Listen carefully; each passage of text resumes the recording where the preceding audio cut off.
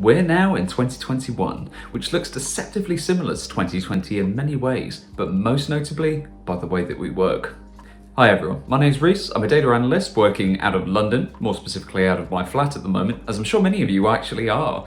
As most of us have been in this position for the last 10 months now, I just sort of wanted to share some tips that I found particularly useful when working from home, and things that I found that in my day-to-day has kind of made it a bit more bearable and gets me moving in the right direction.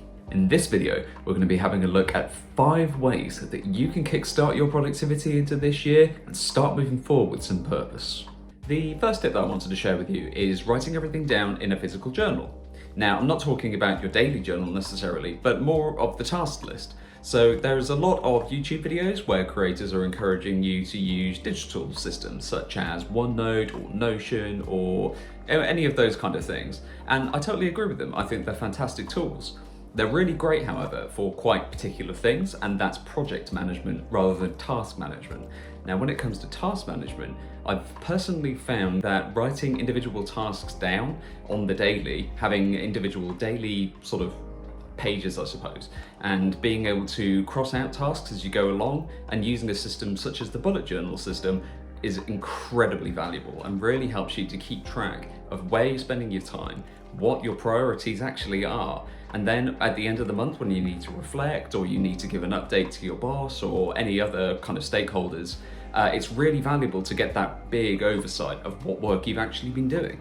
When it comes to my task management system, at the moment I'm currently using the bullet journal method, which is essentially writing out each of your tasks and then having different colors or icons to represent different sort of actions to do with that task. So if I wanted to write a note, for example, I would use a little red line and then write in red underneath the task what those notes are. Or if I wanted to move it to the next day, I might put a blue line straight through it with a blue little arrow, which then I would put into the next day's task list. One of the things I particularly like about writing into a physical journal is that at the start of every year I can just buy a brand new one. Historically, I've always used the Moleskine A5 and those have been invaluable. I'm experimenting with a few different options at the moment, but I prefer writing in a physical journal than I do writing a digital task list. I've never been able to keep on top of them digitally.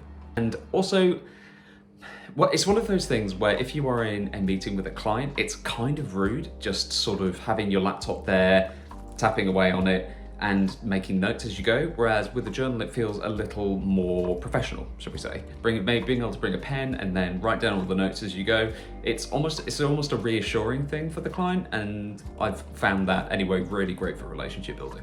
The second tip that I have for you from working from home is keeping your desk organized. Now, I know there are some real high achieving people that keep their desk in what I like to call organized anarchy. I think my other half is probably one of them. But from my perspective, I've always found that keeping a desk really tidy, especially at the end of the day, so that when you start a new day, your desk is ready to go, it's neat, everything's away, you know exactly where it is. Now, when I'm talking keeping a desk tidy, I mean getting rid of all those random bits of scrap paper that you're never gonna need, and particularly putting away all the old cups and pens that you're not gonna use.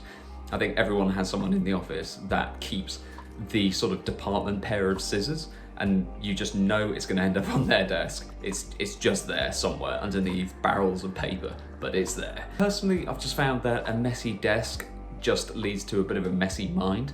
If there are things in my peripheral vision, or especially directly in my eyesight, distracting me from my work, I just can't concentrate with that level of sort of mess on the desk, I suppose. Again, this one might just be a personal preference thing. Try it out, so what do you think? The same approach could be said for your desktop and folder itemization as well. So on the desktop, try and keep it as clean as you possibly can. If you have a well-structured file organization system instead, you always know where things are.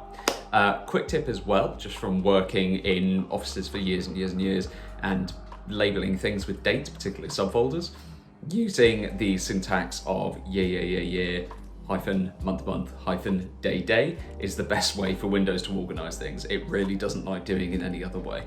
That is the best way of doing it. And the same could be said for Excel as well, actually. That's what it naturally prefers over any other sort of date syntax or formats.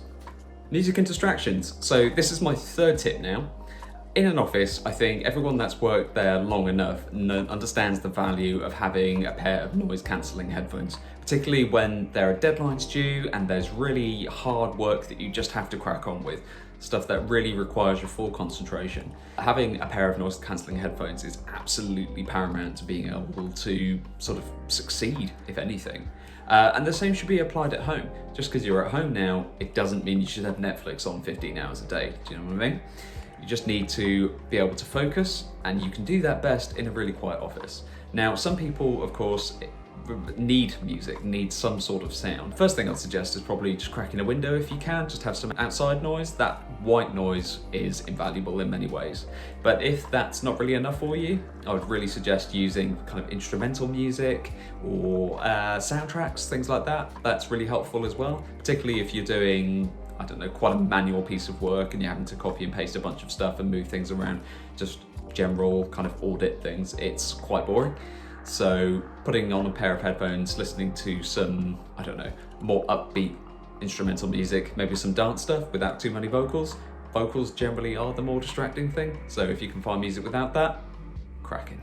On that note, if you're looking for some inspiration for these kind of soundtracks that you could use, there's a ton of playlists out there. I know Thomas Frank has a Study With Me playlist that's used quite often. Ali Abdaal as well, he's got a fantastic Study With Me playlist. But if you wanted something that's updated kind of every single day and it's live and you've got a bit of a talk show thing, in the UK, we've got a radio station called Strava Radio.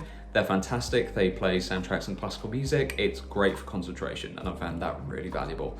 But there's a bunch of other stuff you can find on there, a bunch of really good creative things. Another one is the hip hop beats as well, really helpful. My fourth tip is about your home setup, and specifically spending an appropriate amount of money that you have available to set yourself up for success at home. Not only will it show your employer that you're serious about the job, but it'll show any future or prospective employers that you understand that this realistically is going to be the future of work for a long time. I know there have been talks in my office anyway about some sort of hybrid working feature, and personally not having to commute ever again would be literally the best thing possible.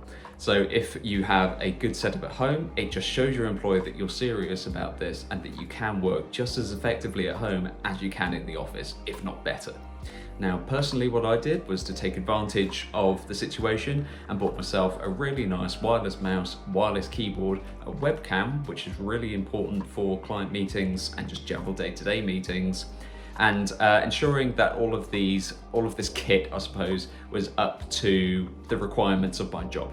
So on my mouse, for example, I've now got a horizontal scroll wheel, which allows me to move left and right across an Excel spreadsheet or on a dashboard or data or anything like that. It just means that I'm getting less strained movements in my wrist. So I'm not having to move my wrist around and my arm around all day. I can just use my fingers. And that's absolutely vital for my own physical health, which I value incredibly highly. Now, another thing is making sure that you've got an appropriate office desk as well. So if you're sitting on a small wooden chair, it is what it is. As long as it has a back, really, that's kind of the best thing you can do. You just need to make sure that you're supported in all the areas possible, that it's not too low, that it's not too high, and that you can place your legs at a 90-degree angle.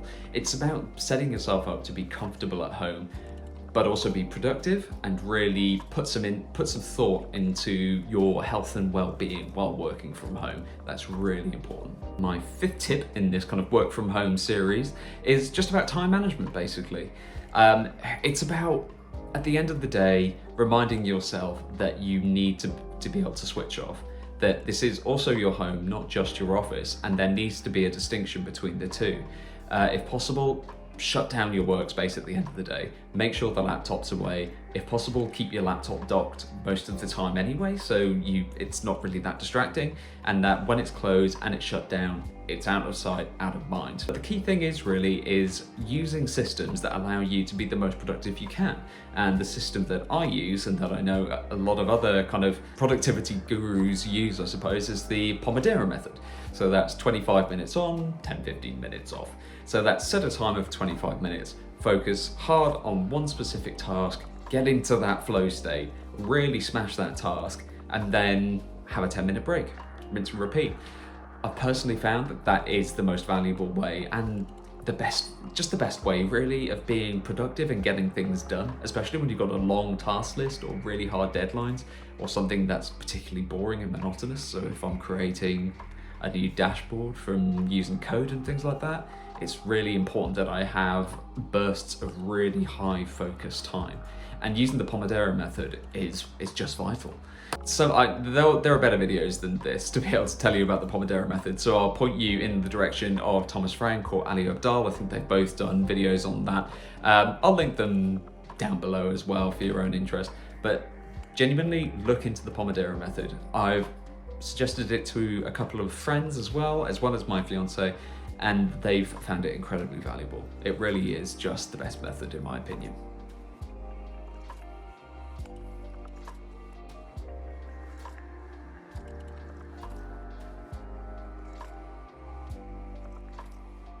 So those are my 5 tips to kickstart your productive 2021. Let me know what you think, guys. These tips I found to be really valuable for the last 10 months and will definitely be part of my work life going forward as well. Even once we return to the office, again, it'll probably be the same. I'll end up bringing the kit from home into the office if I need to, but hopefully we'll be staying like this a little longer so I don't have to do that commute. If you did enjoy the content, please leave me a like, it really helps. And if you would consider subscribing, I'd really appreciate that. And let me know down below, are there any tips that you have from working from home for the last 10 months that you found particularly valuable? I'd love to engage and chat to you guys about this. Until next time, guys, ta-ra.